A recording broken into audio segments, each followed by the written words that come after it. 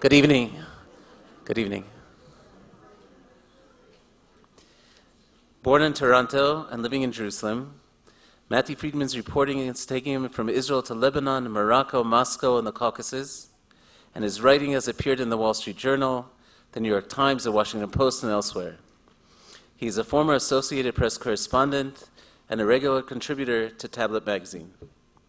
2 essays he wrote about media coverage of Israel after the 2014 Gaza war for Tablet in the Atlantic triggered intense discussion and has been shared together on Facebook more than 100,000 times. Our evening tonight focuses on Matti's first book, the Aleppo Codex. 1,000 years ago, the most perfect copy of the Hebrew Bible was written. It was kept safe through one upheaval after another in the Middle East. By the 40s, it was housed in a dark grotto in Aleppo, Syria, and had become known around the world as the Aleppo Codex. Matti Friedman's true life story traces how this precious manuscript was smuggled from its hiding place in Syria into the newly founded state of Israel, and how and why many of the most sacred and valuable pages went missing. In his search, Matti Friedman has discovered documents kept secret for 50 years, interviewed key players from around the world, and followed the trail of the missing pages up to the present, including the 4-year court battle to determine the Codex's rightful owners. Friedman also takes us back in time, revealing the once vibrant Jewish communities in Islamic lands. The Aleppo Codex won the 2014 Sami Rohr Prize, the Nobel of Prizes in Jewish Literature, the American Libraries Association's Sophie Brody Medal, the Canadian Jewish Book Award, and other honors. His latest book, Pumpkin Flowers, was recently chosen by Amazon as one of the 10 best books of the year. Please turn off your mobile phones. And with that, it gives me great pleasure to introduce author Matti Friedman. Thank you.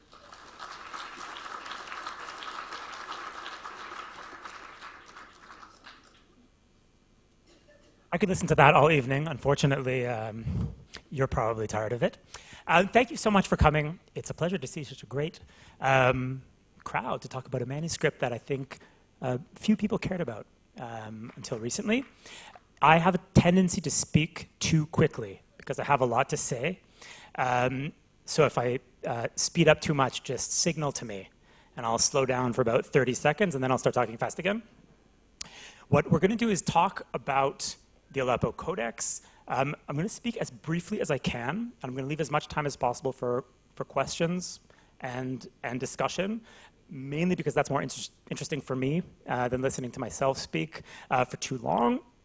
In any case, we're not going to cover the entire story of this manuscript. Even the book that I wrote doesn't cover the entire story of this manuscript. Rather, I'm just going to try to introduce it to you, convince you why you should care about it, and we're going to have to leave a lot of blank spaces that you can fill in after the discussion. The Aleppo Codex is arguably the most important manuscript in Judaism. And just to avoid confusion, when I say the Aleppo Codex, and I refer to it as the most important book in Judaism, I'm referring to the manuscript, the ancient manuscript called the Aleppo Codex, and not my book, which is confusingly also called the Aleppo Codex, which is the second most important book in Judaism. The Aleppo Codex was written in Tiberias, not in Aleppo, and it was written around the year 930 CE, so about 1,100 years ago. But it's more useful, in my opinion, to start the story of the Codex about 900 years earlier, in the year 70 CE. And I know this is a knowledgeable crowd, and this is an easy question, but just to make sure you're awake, what happened about a half-hour walk from here in 70 CE? Right, Rome destroys the Second Temple. Why is that? Why is that important to our story? I'm going to speak about this in general terms that are probably beneath many of the people in the room, but I think it actually is useful to zoom out sometimes, especially for those of us like myself who were raised inside the tradition and are very familiar with its small components, but perhaps didn't have the ability to kind of pull out and see it from a distance. For many centuries until that date, 70 CE, the Jewish people lived here in circumstances that would be familiar to any people in the world. They spoke the same language, they shared the same political system, they shared the same religion and rituals. They would come a few times a year in theory to the same place, to the temple in Jerusalem, and that would have been familiar to any people in the ancient world. That changes with the destruction of the temple. And so I don't actually know if it's over there because I have no sense of direction. Let's pretend that the temple was over there. Anyone? Yep. There, that way. The temple was there, that way, in fact, somewhere in that vicinity. The destruction of the temple, and this is an oversimplification, but it'll do for now. The destruction of the temple and the end of Jewish sovereignty here changes everything. And all of the usual kinds of glue that stick people together, language, geography, and that kind of thing, politics, a king, all of that stuff disappears. And the Jews start moving farther and farther from the mothership in Judea. And soon they'll be in places like Casablanca and Isfahan and Toronto, where I grew up, and New York City, and they'll speak in Yemen, and they'll speak different languages, and they'll look different, and they'll answer to different political systems. But they want to stay one people. That had actually never been accomplished before. Dispersion meant the end of peoplehood. That's what it always meant, and that's why the Jews were dispersed.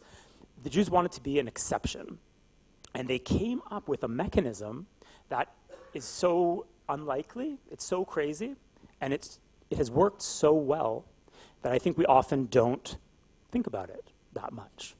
The mechanism that they came up with was that this people who lived in very different places and had nothing to do with each other would be held together by words. That is a radical idea that shouldn't have worked. The idea is that they're all going to have a book. A book is portable. They're going to take this book wherever they go, and they're going to read the book at the same time. Again, a slight oversimplification, of course, on that book, on the foundations of that book, which is the Tanakh, the Hebrew Bible. There would be all kinds of textual constructions and legal constructions, and the foundation of it all is this one book that they're all going to agree on, and they're all going to read. That is a pretty amazing idea, and it can only work if everyone's reading the same book. Because even a small difference in the most minute detail of this book could cause a splintering of the faith. So if you have a community in Yemen, for example, reading a word one way, and a community in Germany reading a word another way, over time you could have differing interpretations of that passage and differing interpretations of the religion. The accuracy of this text, which is the only thing holding this absolutely impossible people together, the accuracy is crucial. So if you have been in a shul recently, you know that if you go on Shabbat or on Monday or Thursday, they take out a scroll and they put it on a table and they open up the scroll and they begin to read this book. And there are two people on either side of the reader whose job, one of whose jobs it is to correct the reader if there's an error. If there's an error in the scroll, you can't use the scroll. You have to fold it up and take out another one. And there's always a guy, and it's always a guy, never a woman, in the shul who shouts out corrections. For some reason, that's always a male role. I've never seen a woman do it. What exactly is going on here? And I think we all take it for granted, right? If you go to shul, that's just the way it is. The accuracy of the text seems to be something of an obsession. What's going on is that the Jews never had a central office. There was no Vatican. The Vatican runs Catholicism. They decide on doctrine, they appoint clergy. They're the central office, the headquarters of Catholicism. There was never a Vatican for the Jews. Jerusalem was just an idea. It wasn't an office. And if this thing was going to be held together, it had to be held together by the agreement, by the accuracy of this text that is at the heart of the religion. And that is why we have this kind of cult of accuracy. For example, what is the Jewish coming-of-age ritual? There are all kinds of coming-of-age rituals we know from the ancient world, right? You go into the jungle and you come back with a lion skin, or there are combat rituals in many kind of tribal societies, and that's how you become a man. What's the ritual in Judaism? You have to get up in front of the community and read this book without mistakes. Once you can do that, you're a member of the community. And that's all part of this mechanism that is designed to ensure the accuracy of the text, because there's no central office to do it. What's the problem, though? And you know this if you've ever opened up a Torah scroll. You're not allowed to make any mistakes. Every detail in this book is important. There are traditions that say the Torah is one long version of God's name, for example, meaning that you can't get anything wrong. There's the tradition that says that Rabbi Akiva, the sage Akiva, darash kitrei otiyot, he expounded on the crowns of the letters, meaning that not only are the sentences important, not only is the meaning important, not only is the word important and the letter, even the little calligraphic flourishes on the letter, that's also important. So you can't make any mistakes. Every detail is absolutely crucial. Even the mistakes in the scroll, mistakes in quotes, are copied as they are. You're not allowed to correct what would seem to be errors in the scroll. There are words that we have written in the scroll that we don't read as they are written that would seem to be an error. It isn't, according to our tradition. It has to be written just so. What's the problem? If you open up a scroll, everyone's expecting you to read it perfectly. 2,000 years of Jews are looking at you, 3,000, 4,000 years of Jews are looking at you, expecting you to read this book exactly so. The problem is you can't read it, because the information that you need to read it isn't there. So you open up a scroll, and if you haven't prepared, you're going to have a problem because there's no punctuation, there are no vowels. You're supposed to sing it, but there are no notes in the scroll. Some words are written one way and read another. For example, the word who and he are often written the same way. It's very confusing. So you have to come at this book with a lot of information in your head. You need another book that can explain how to read this book. All of this was a very long explanation of what the Aleppo Codex is. The Aleppo Codex is that book. It's the book that provides all of the information that is necessary to read this text accurately, information that was not written in the scroll itself. The problem inherent in this kind of obsession with accuracy becomes clear to the Jews as they realize that this exile thing isn't a short, temporary episode, which they might have thought it was, right? Because there was, that already happened one time, and it turned out to be a fairly brief episode, and then everyone came back. They figure out that this is permanent, and that certain preparations must be made for prolonged dispersion, and for the maintenance of the accuracy of the text among these thousands of diaspora communities that have nothing to do with each other. The project that is created to deal with this enormous problem, which seems like an esoteric textual problem, but is actually the survival of the Jewish people. That's the problem. The mechanism is called the Masorah, which comes from the Hebrew word limsor, to pass on. And it happens in a specific place in Tiberias, where generations of scholars associated with this project, with the Masorah, create systems for reading this book. They create a vowel system that we still use, which we call Nikut Veriani, because it was invented in Tiberias by these guys. And it goes on for a long time. There are different texts, and they need to choose the most accurate text, and there can't be more than one text of the same book. If you look at Qumran, for example, which is about 1,000 years earlier than what we're talking about, around 930 CE, in Qumran you have different copies of the same book that say different things. So that's obviously not tenable. You need one copy. It takes a long time. In 930 CE, more or less, we don't know exactly, the perfect, what we consider to be the perfect authoritative copy of the Tanakh, the Hebrew Bible, the book at the heart of the Jewish religion, is created in Tiberias. It's called the Aleppo Codex today. It wasn't in Aleppo when it was created. In fact, it took hundreds of years before it ever got to Aleppo.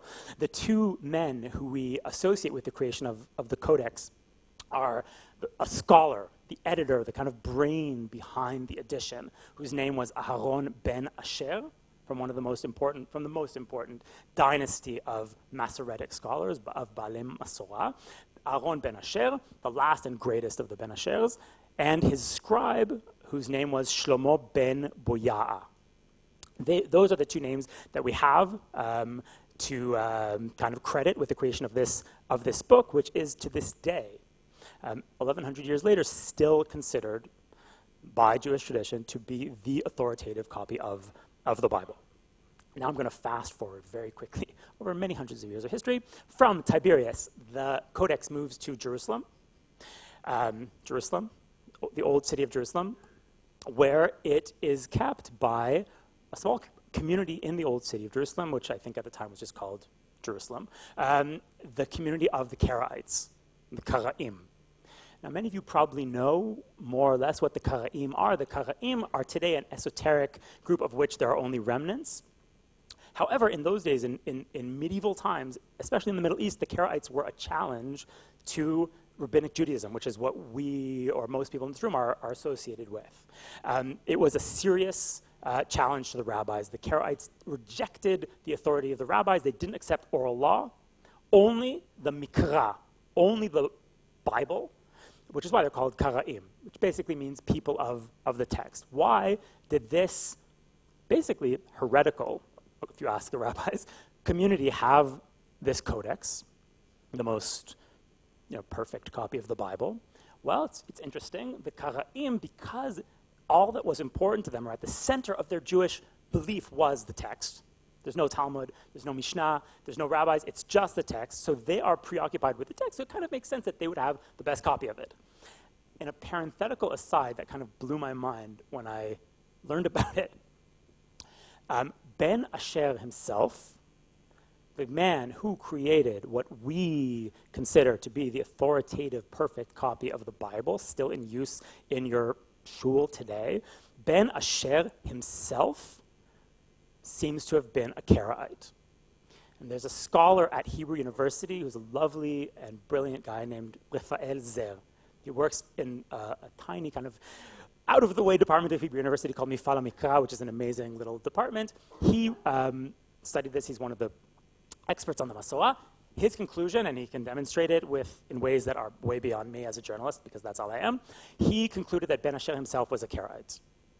End of parentheses. Do with that what you will. The book, this codex, which is still not called the Aleppo Codex, is in Jerusalem in 1099. What happens in Jerusalem in 1099?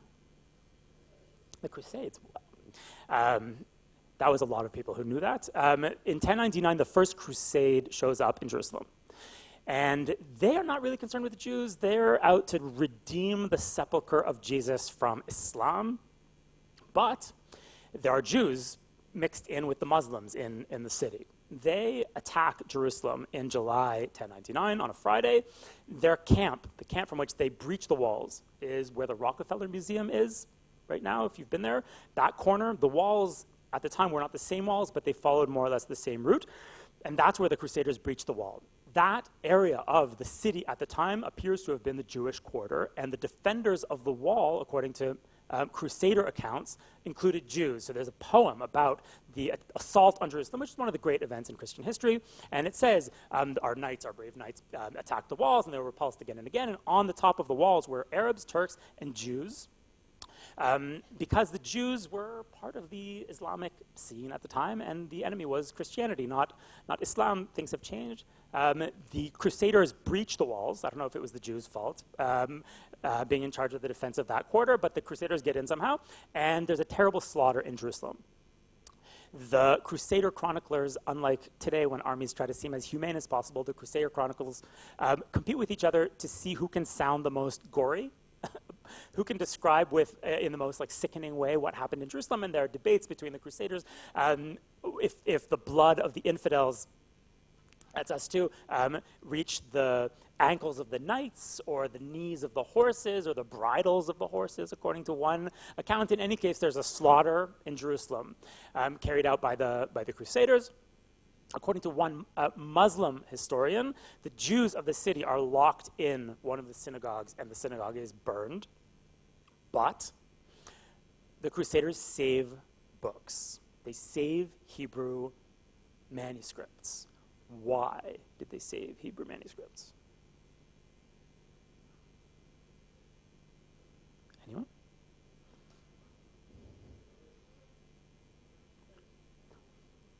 Right. So one idea could be that it's a base for Christianity as well as Judaism, so they have an interest in Jewish texts, which shows that you are a good person with a good heart.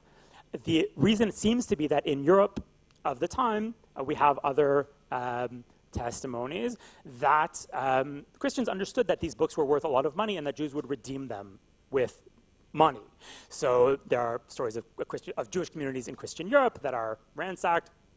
They're not very careful about the people, but they're very careful about the books because those can be ransomed. That appears to be why Hebrew manuscripts from Jerusalem were not burned along with the people who read them. The books end up kind of held hostage by the Crusaders. What follows is an interesting little episode that came to light mainly because of the Cairo Geniza. The most important Jewish community in this area, maybe the world, at the time was in Cairo. So when news of the destruction of Jerusalem reaches Cairo, and the Jews there did what Jews are still very good at. They did some fundraising. They sent out some letters and raised some cash. They raised 123 dinars exactly. And they dispatched someone to the Crusaders to do the following. And I'm going to read you the text of the letter as it was found in the Geniza.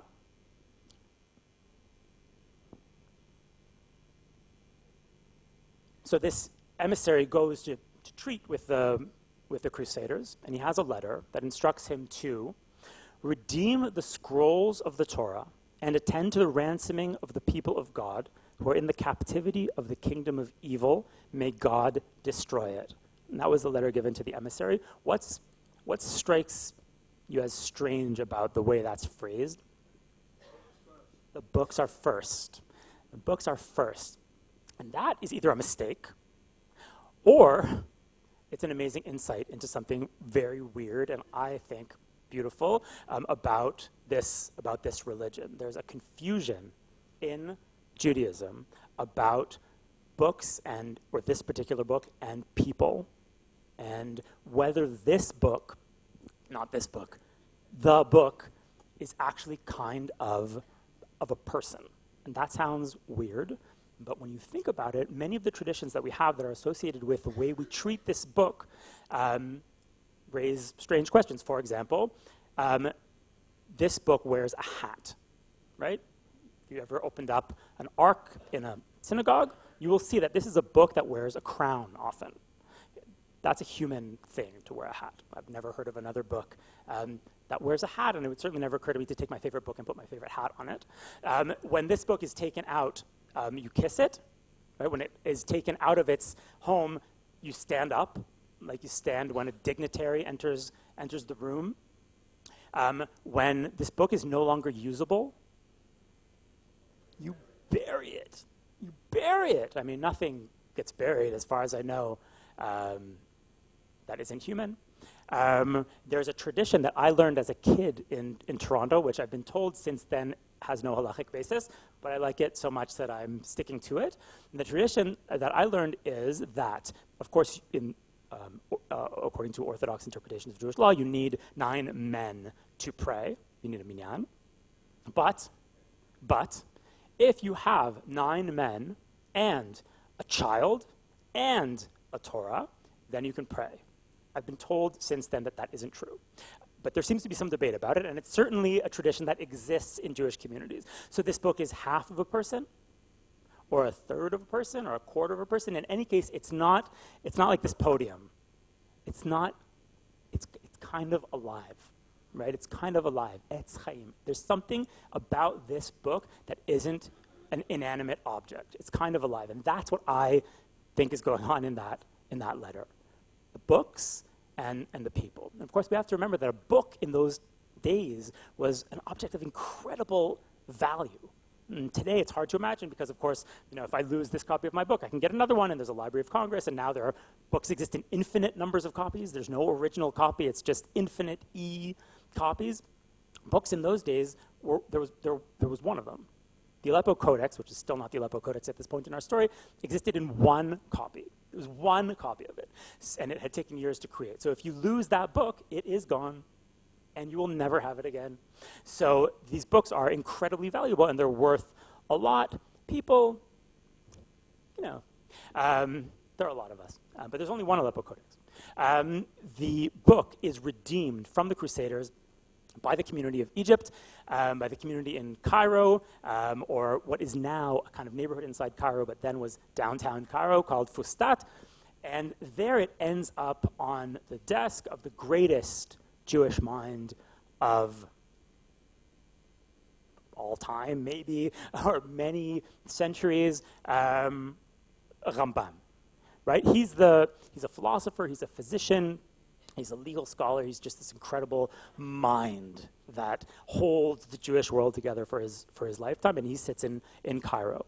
When Maimonides writes his great legal treatise, which is called Mishneh Torah, when he writes the section on Torah scrolls, Chot Sefer Torah, the Bible that he uses is this one. How do we know? He describes it in Mishneh Torah, and he says, the book that he uses in these matters, he says, is the well-known book in Egypt, which contains 24 books, which was in Jerusalem some years ago to revise the books from it, and everyone relied on it since it was revised by Ben Asher, and he worked meticulously on it for many years and revised it many times. As soon as Rambam decides that this is the Bible, and he had no doubt many Bible manuscripts to choose from, he says, no, this is the one. That gives it a stamp of approval that it still has. And that's why the Codex, or the Keter, as we call it in Hebrew, is still considered the copy of the Bible. And it's because Rambam decided that many, many years ago. When his great-grandson's grandson leaves Cairo, there's some political instability in Cairo, great-grandson's grandson leaves Cairo, he moves to another center of Jewish learning in the same area, a great trade city, one of the great ancient cities, home to a Jewish community that was ancient by the time the Second Temple was destroyed, and that is Aleppo, which in our tradition we call Aram Tzova. It's associated with the city of Aram Tzova, which is mentioned in the Bible. In Hebrew, in Hebrew and Arabic, it's called Halab.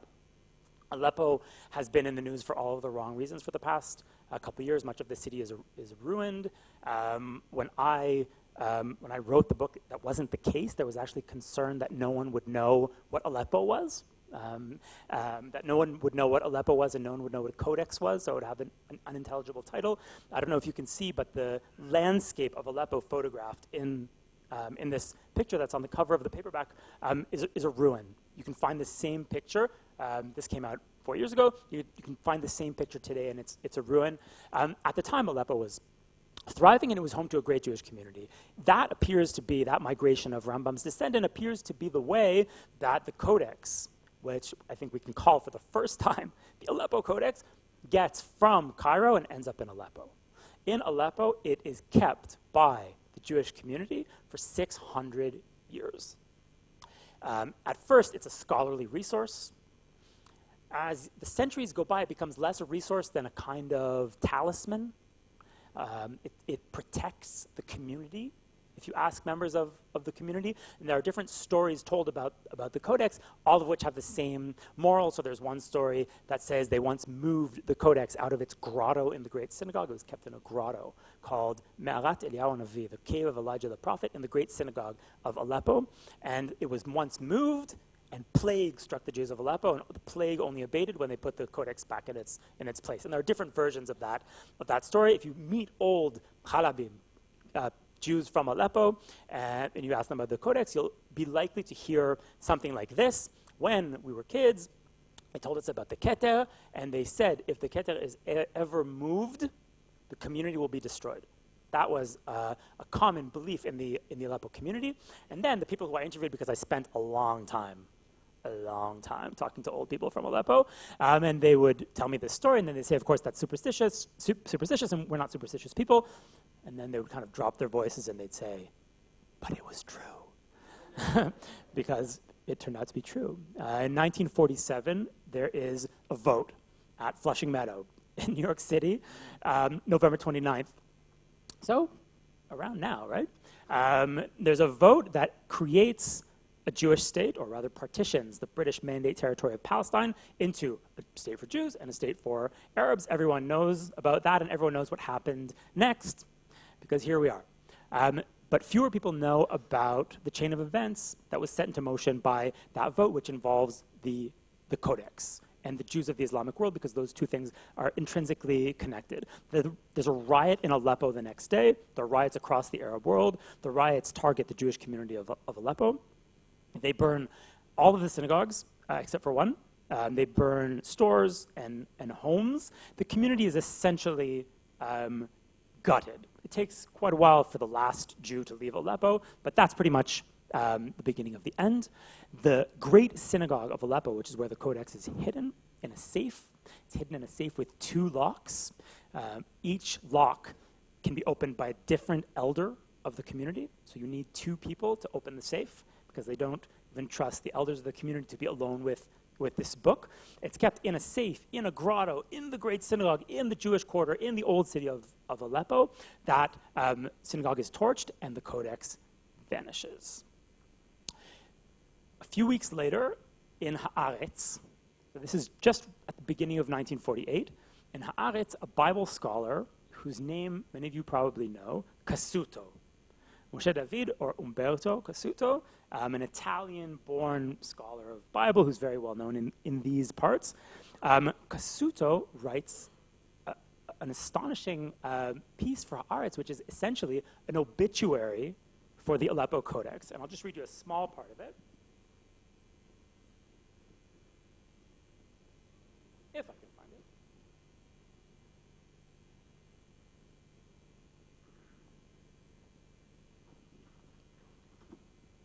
If the news, writes Cassuto at the beginning of 1948, if the news published in the newspapers matches the truth, the famous Bible that was the glory of the Jewish community of Aleppo, the Bible that, according to tradition, was used by Maimonides himself, was devoured by fire in the riots that erupted against the Jews of Aleppo several weeks ago. The crown of Aram Tzova, Keter Aram Tzova, as it was commonly known, is lost and gone, according to what we have heard. We might still hope that perhaps this information is no more than false bragging on the part of the rioters, and that in fact this wonderful book has survived yet again. But this is nothing but a slim hope, and in the torching of the ancient synagogue of Aleppo, this beloved relic of the wisdom of the Middle Ages is likely to have gone up in flames. What's amazing about this obituary is that it's written in the middle of the Independence War. So actual people are actually dying, a lot of them. Right? About 6,000 Jews die in that war. Cassuto himself was a man who knew what tragedy was. There's a tragic story about his children and what happened to them back in Italy during the Holocaust. And yet he is bemoaning the loss of this book, because in 1947, there was still only one copy of it. It had never been photographed. The rabbis of Aleppo wouldn't let the book be photographed. It still existed in its one copy that was hidden in the safe in the synagogue of Aleppo, and if that copy is burned, that's it. You don't have the perfect copy of the Bible. You don't have the copy that Bible scholars need to create the accurate Bibles that we need in our synagogues. So it's gone, as far as he knows. And if that were true, and if it was really gone, I wouldn't have had much of a book.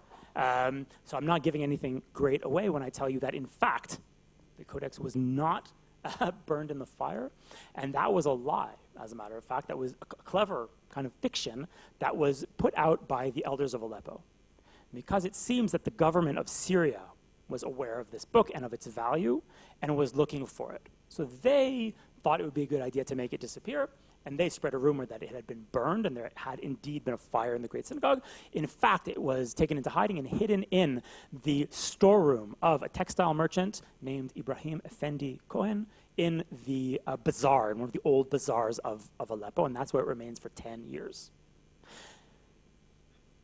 The last thing I'm going to say, because all this is essentially an introduction to the book. This is all an explanation of why you should care about the Aleppo Codex, not the plot of the book, which actually starts in 1947. The last thing that I'll leave you with is a very short sketch of the two mysteries that are associated with this manuscript. In 1957, so 10 years after the fire in Aleppo and the loss of the manuscript, or so many people believed, the rabbis of Aleppo decide that this book has to be sent out of Aleppo. Now, if we understand the beliefs in the Aleppo community related to this book, then we understand what that meant. What it meant was that the community of Aleppo, which had existed at least 3 centuries before the Second Temple was destroyed, in a continuous presence. Right? Ashkenazim, like myself, can't imagine 300 years of continuity. I have no idea where my great-grandfather lived. That's pretty common, I think, for Ashkenazim. Halabim had been there for at least 2,500 years. So the 600 years that the Keter had been in Aleppo, that was not the whole lifespan of the community. That was just a small part of it. They'd always been there.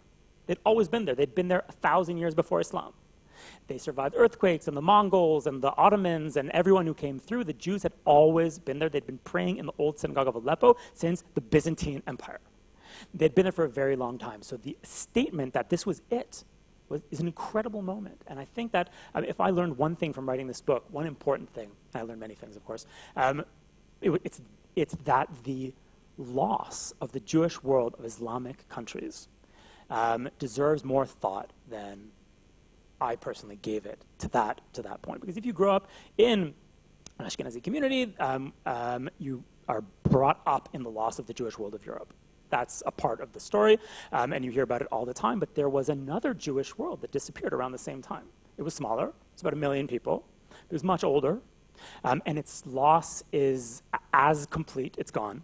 And I think that it deserves more thought than most people give it. The moment that the two rabbis, the chief rabbis of Aleppo, Rabbi Tawil and Rabbi Za'afrani, the moment they decide that the Keter has to be sent out of the city, that for me symbolizes the moment of collapse of this ancient Jewish world in the Middle East, much of which is transplanted here. So half of the Jews in Israel come from the Islamic world, and yet still that story is kind of in the basement. We don't think of it as the Israeli story, but it's half of the people in the country. So that was what I think that was probably the main lesson that I brought from this book. In any case, the two rabbis decide the book has to be moved. I'm giving you the very short version. It's hidden in a washing machine under some onions. It's smuggled over the Turkish border, and from there it is brought to Israel. If you consult the official version of events, the story is that the rabbis of Aleppo instructed the emissary, the guy with the washing machine, to bring this manuscript to the president of Israel at the time, Yitzhak ben Tzvi. This was the late 50s. Give him the manuscript, and that's that. That's the story. That story is fiction. That is a fictional story that was invented to kind of put a simple coating around a story that is much more interesting and much, much dirtier, which is why no one knew it when I started writing the book, including me. I thought I was going to write a nice book. That's what I intended to do, about how the state of Israel rescued a cultural artifact and brought it home. That was what I thought I was writing. The book turned into something completely different because the stories, the mysteries of the Codex, ended up being much darker than I had understood. The real story, and I'm not going to tell you exactly what it is, but the real story involves the interception of the emissary with the washing machine by Israeli agents in Turkey. It sounds like I'm making it up, but that is true. He was intercepted in Turkey by Israeli agents who knew what he had in his washing machine. He arrives in Israel and gives it to the state instead of the people he was meant to give it to. There's a trial in Jerusalem that lasts 4 years, a trial in which the Jewish community of Aleppo here, because many of them have moved here, sues the state of Israel. And in Israel of the 50s, it's the Mapai era, it's a one-party state. To sue the government was not something that a small Middle Eastern community did, but they did. And the court drama, because that's what it was, plays out for 4 years in a rabbinic court in this city, in Jerusalem. What's actually being, or what's ostensibly being debated in this trial is who owns the Aleppo Codex. So the Aleppo Jews say this book is called the Aleppo Codex. We've kept it for 600 years. We'd like it back. The state says, thank you for taking care of this book for so long. You really did a great job. Thanks a lot. But we represent the Jewish people and Jewish history, so we'll be taking it. Thank you. And that plays out in court. It's a fascinating thing to fight out in court. The transcripts of this trial were kept under a gag order. One of the first things that the government lawyers did in the trial was issue a gag order. This is 1958. The gag order was violated for the first time by me in 2012. The transcripts of the trial had somehow never been published. And the way I got it is a whole story which you could only believe if you've ever dealt with Batei Din in Israel. Balagan, which sometimes works against you and sometimes works for you. But I got the transcripts and they're in the book. And that question of how, the first mystery, how this book moved, how it got out of Aleppo, how it traveled through Turkey, who it was supposed to get to, how it ended up where it did, that's a very interesting question because the Aleppo Codex is the property of the Ben Tzvi Institute today.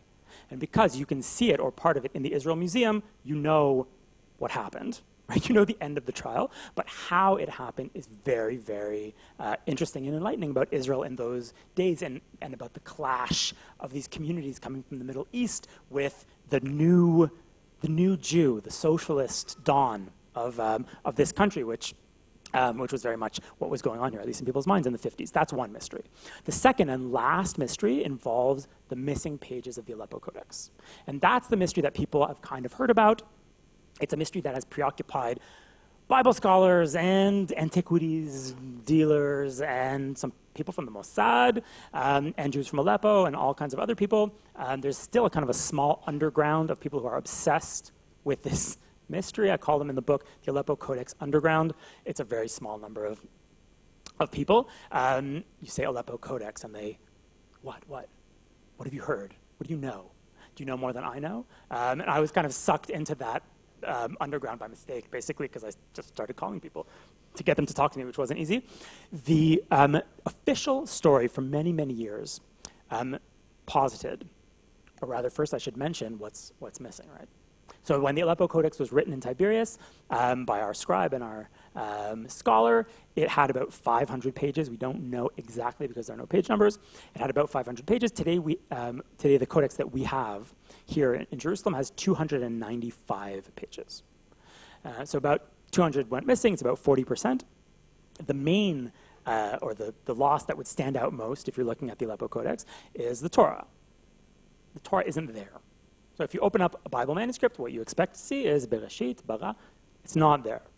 The Codex instead opens with this page, which is behind me, which is from the end of Sefer Dvarim.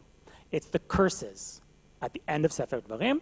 So the last couple pages of Deuteronomy, of Dvarim, are there. The rest of the Torah is gone. And there are other books that are missing from the middle and a few from the end.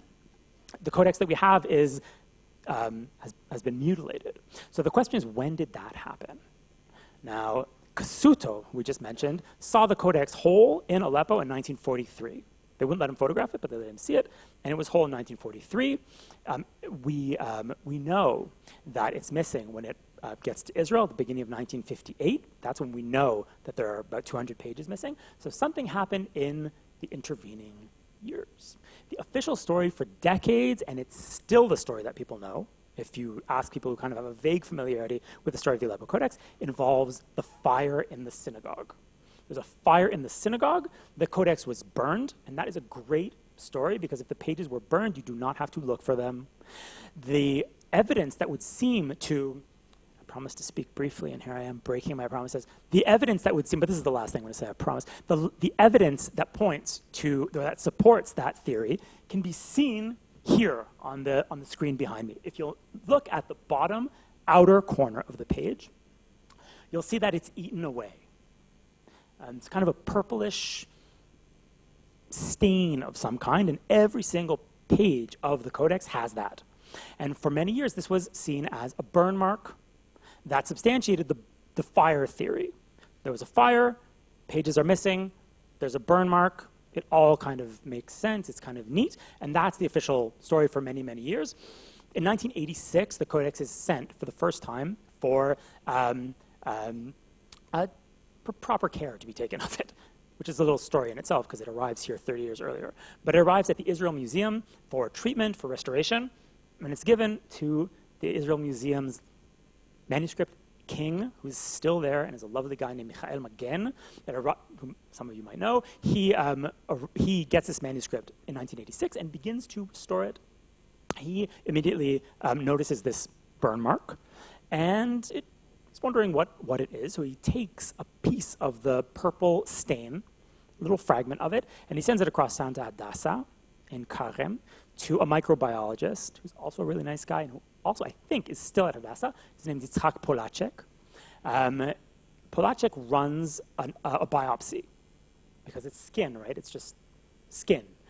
So he takes the skin from 1,100 years ago and he runs a biopsy on it, and he sends the slides back to Magen at the museum, and when Magen sees the slides, this is how he tells it to me, he leaps from his chair because it's fungus, it's not a burn mark, and in fact, there's no evidence that the Aleppo Codex was damaged by fire. If that's true, then what happened to the missing pages? So that discovery by Magen at the museum reopens the question. The theory or the claim that replaces the fire theory changes the method but keeps the time frame the same. The new theory is that Aleppo Jews went to the Great Synagogue of Aleppo after the riot, picked up pages, and because the manuscript was scattered in the courtyard of the synagogue, they picked up pages and ran away with them. And that's what I was told when I first started looking into this story. I wrote a feature about it for the AP in 2008, which you can find online, but you shouldn't because it's completely wrong. The people in charge of the manuscript kind of pointed me in the direction of the Jews of Aleppo, the Halabi community, which sits largely in Brooklyn, and they'll tell you, they don't like to talk. You might poke around, but they won't tell you very much. And indeed, 2 fragments of the Aleppo Codex have surfaced since the riot, and they've both surfaced in Flatbush. They both surfaced in Flatbush. One was in the possession, a full page from Chronicles, from Divrei Yamim, a full page turns up in the possession of a family from Aleppo who kept it as a kind of a charm. The beliefs that had been associated with the manuscript were transferred to beliefs associated with pieces of the manuscript. So it was believed by some people that it protected you if you had a piece of the Codex. That page is returned to Jerusalem.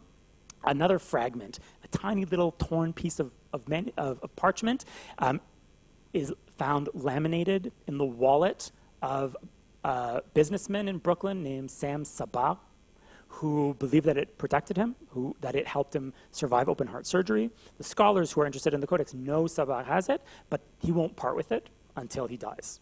And indeed, he does not part with it until he dies. After he dies, his family sent it to Jerusalem, and it can also be seen now at the Israel Museum. So that would seem to indicate that indeed the key to this mystery is in Brooklyn. Unfortunately, and I would like to believe that, unfortunately, the evidence in the case points us in a different direction. And if you look at the documents that we have, we see a witness who saw the manuscript immediately after the fire. We see a witness who saw the manuscript a few weeks after the fire. And we have a great witness, one of the great Aleppo rabbis of the last century, a man named Yitzhak Shebar. He sees the manuscript in hiding in 1952, and that's more than 4 years after the riot, and the manuscript, he says, is whole. That sends us off in a different direction. And in fact, if you look into the details of the story, you see that the first time that anyone mentioned that something substantial was missing from the Aleppo Codex was after it had been in Israel for 2 months. And I'll leave you with that. Because I promised to be brief. So let me take a few questions if you have any. Yeah. Do we have a microphone? That might make things easier. Here, we had one here.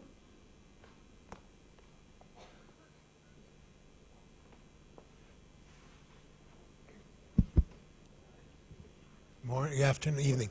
Is there a electronic version of the Codex that I go look at online to see the pages that they do have? Yeah, absolutely.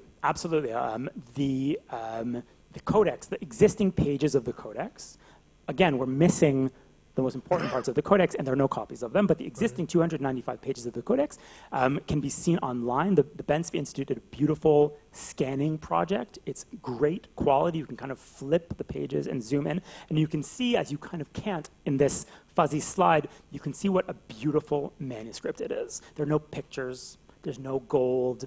There's nothing but text. It's black and white, or black and brown, I guess. But Ben Bouya wrote like a laser printer. if you look at medieval manuscripts, many of them are kind of crooked, and the letters are... The guy wrote like a laser printer, and it's absolutely incredible to see his handiwork close up, and I recommend that you do it. The website is aleppocodex.org. If you could just pass the microphone to the woman behind you. Did you get inspired yourself by this thousands of year Jewish history, and has it inspired you personally in any way?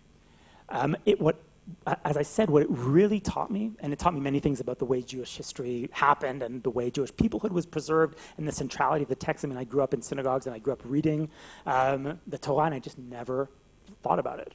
I never thought about why I was reading a kamatz and not a patach, or something and not this, and why we have it written this way and it's read another way, and why people scream at me when I make a mistake. And I mean, I never thought about it. I never thought about why we kiss it and why we put the crown on it and what is going on with this book. So that I learned a lot about it. But what I really took away, and what I've been writing since then, is about the Jewish story of the Middle East. The Jews of the Middle East. It's the key to understanding Israel in 2016. It's the missing link for many foreign observers looking at this country. People don't understand, I think, to what extent this is a Middle Eastern country. It's a Middle Eastern Jewish country. It's not a country of Jews from Europe who happen to be thrown into the Middle East, but it is actually a Middle Eastern Jewish country, and the cuisine supports that, and the MTV, our local MTV, Arutz 24, supports that.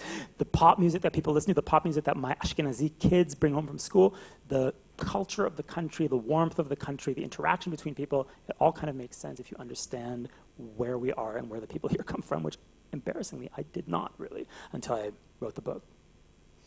Yes? I read the book shortly after it came out. That was about 4 years ago, right? Yeah, I think it was 933 CE when it came out. In any case, I found it very interesting, and I could even say enjoyable until I got 3/4 of the way through. As I got towards the latter part, I became more and more upset by the things you had Shenanigans? to say. The shenanigans. And as somebody who lives in this neighborhood, and I walk past the Yitzhak Ben Tzvi place, every time I walk past, I cringe. I'd like to know if there's any truth to what you had at the end of the book regarding. Is there any? It's all 100% true, unfortunately. Otherwise, I wouldn't have been able to publish it. How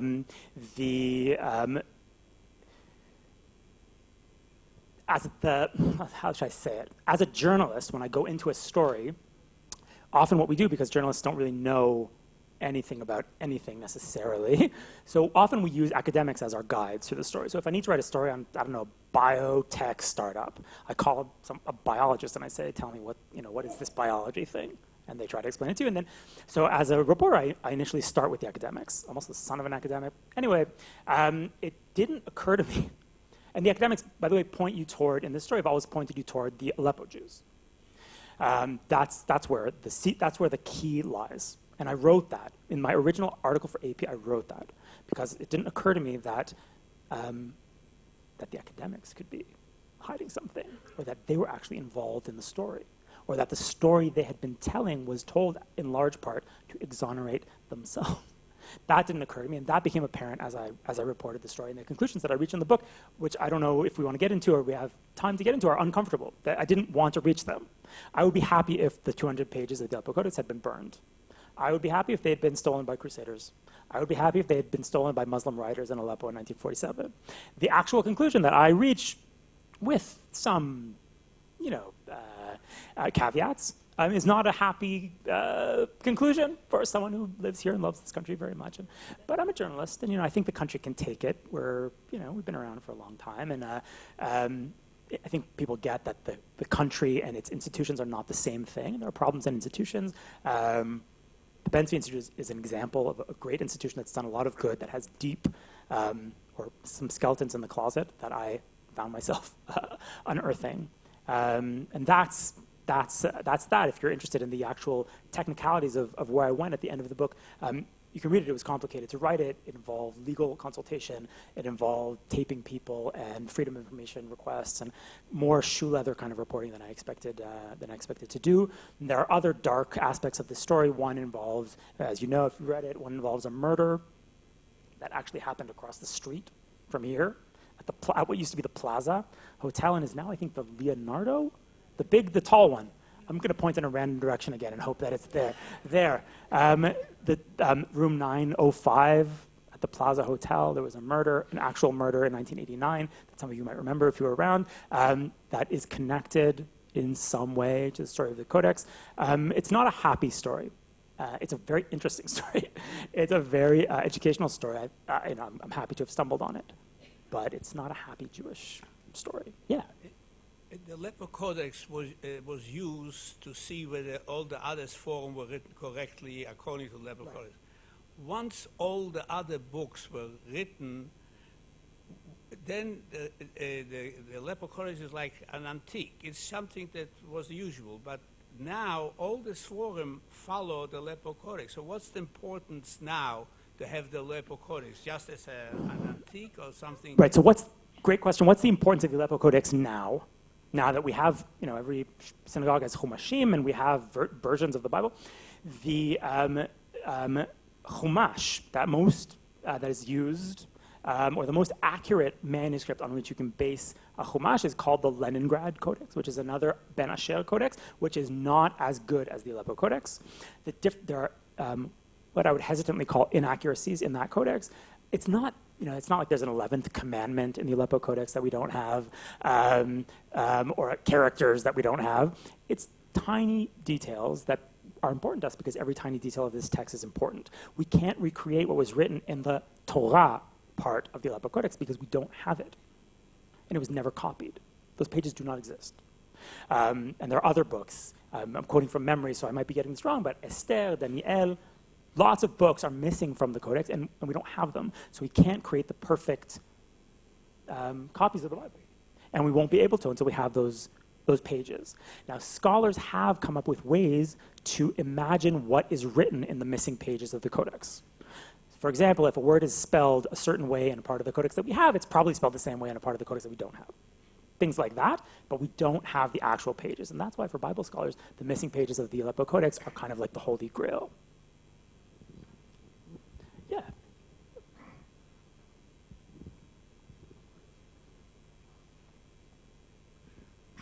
Matti, you said that 2 months after it arrived in Israel, it was discovered to have pages missing.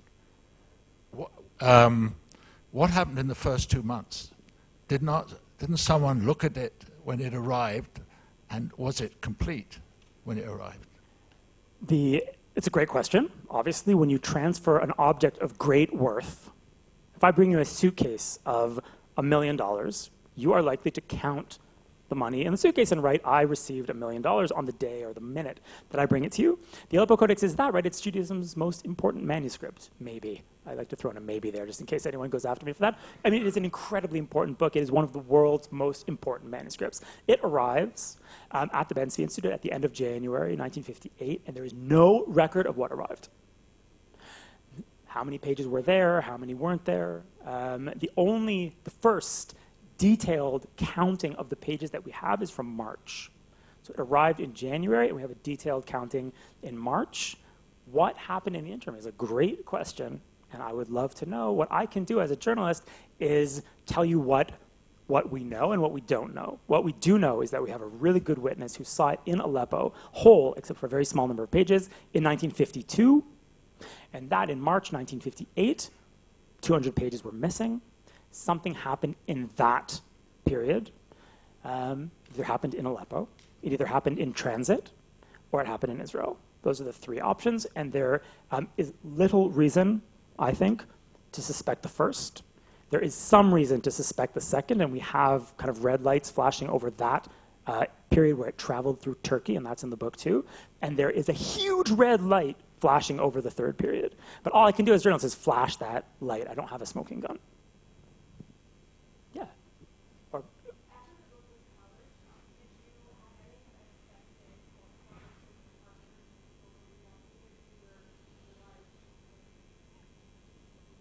Sure, the question, just for those of you who didn't hear, was did I have any unexpected interactions with people who were involved in the writing of the book? Yes, the answer is yes. There was an exchange of letters in the book supplement of Haaretz with someone from the Ben Tzvi Institute. Of course, they take what I wrote very seriously because it makes them look very bad. And they've responded, and I responded. There have been some other interactions. There was kind of a legal-esque interaction before publication of this book with the family of someone who I name in the book. That was something I had to deal with when I was writing it. But actually, since the publication of the book, there's been less ricochets of that kind, negative ricochets, than I expected. And of course, in my self-serving way, my explanation is that the book is airtight. So no one is going after it.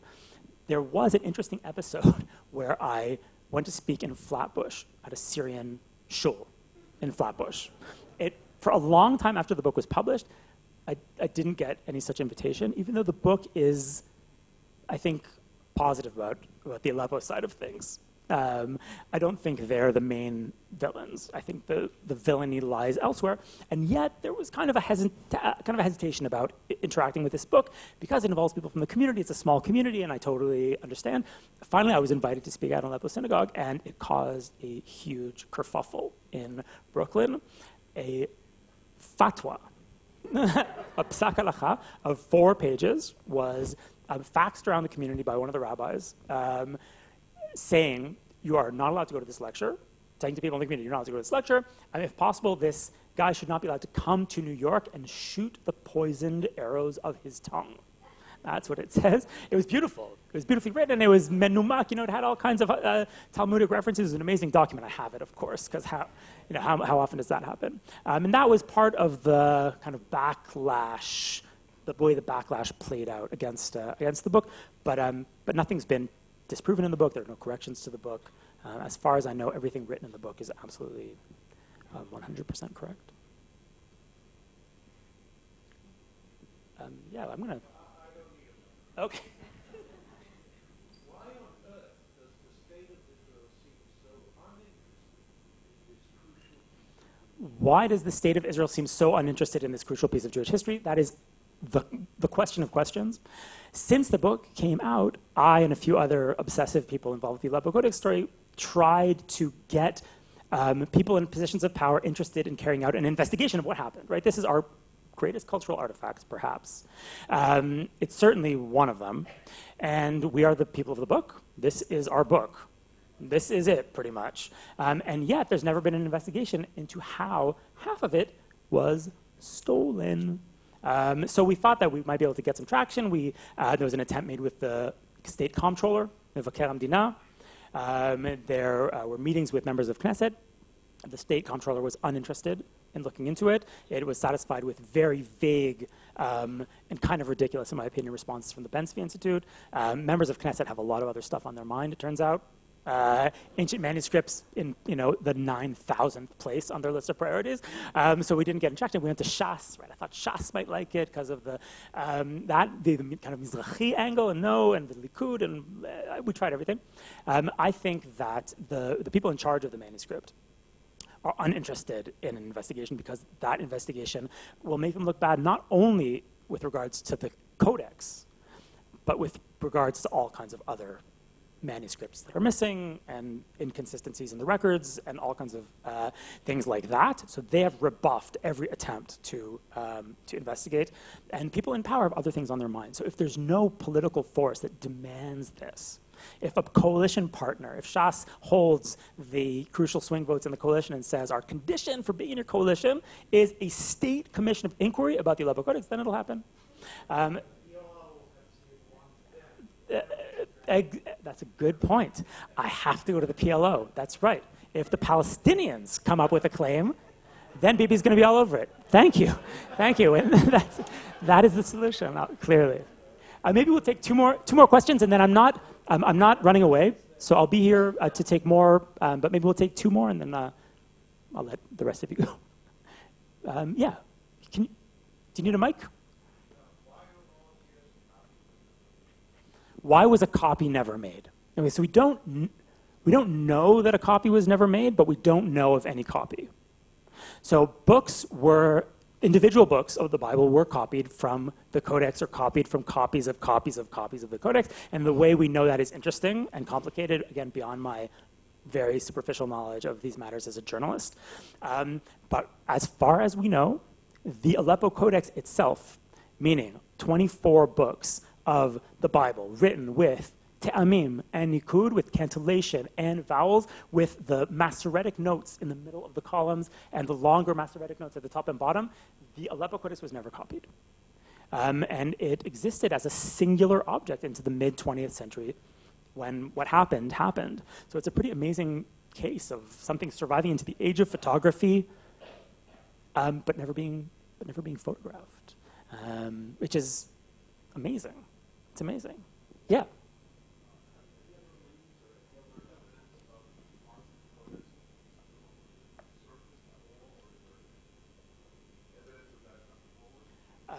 That's a great question. Actually, just before I answer, I'm just going to add one thing to the last question, which is that the main reason it was never photographed in Aleppo was because the rabbis of Aleppo would not allow it to be photographed. One of the reasons seems to have been that they believed that if there were copies of the manuscript circulating, their copy would be worthless, because if everyone has a copy of this great manuscript, then the original doesn't mean anything in their understanding of it. Interestingly, it gets to Israel, and it gets into the hands of scholars, men of science, and they also won't allow a photocopy to be circulated. So it's a decade and a half after it arrives in Israel that a facsimile is finally allowed to circulate publicly, but it's kept privately by the scholars who are in charge of it, scholars associated with the Ben Zvi Institute and Hebrew University. So there's a human tendency to be possessive of this kind of thing, and that, I think, is why we have this problem, which we wouldn't have if it had been photographed. Now, if you just remind me briefly the question, because my brain isn't big enough to hold two trains of thought at once. Oh, right. Have any other leads popped up? The simple answer to that question is no. No, I shook the tree pretty hard with the book, and after the book, and no pages of the Codex came floating down from the tree. I think it's beyond my power as a journalist to get to the pages of the Codex. I think they're out there, or most of them, and I think that it will take it'll take something else to bring them out. Someone will die, for example, and a child will inherit something that they may or may not understand. There will be some kind of investigation. Time will go by. The generations will shift. But as far as this investigation goes, and again, I see this as a good thing for me as a journalist. Had new information come out after I wrote the book, that wouldn't have been good for me, because it would have meant that I didn't cover everything. But the fact is that there's been no substantial leap forward in the story since the publication of the book, which means that the information available as of 2016 about the Aleppo Codex is here. That's me looking on the bright side. I'll take one more, and then again, I'm here if you want to ask me more questions. Yeah. Oh, sure. Actually, let's take one more question, and then I'll ask them to dim the lights. That's a very good idea. Wait just a second. Guy in the back.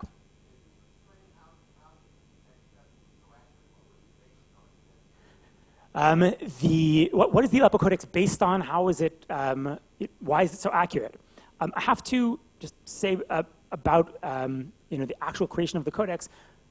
It's beyond my expertise. So I wouldn't want to pretend that I'm an expert on the Masorah or on the men who created the Codex. My expertise is on the journalistic investigation of the fate of the Codex.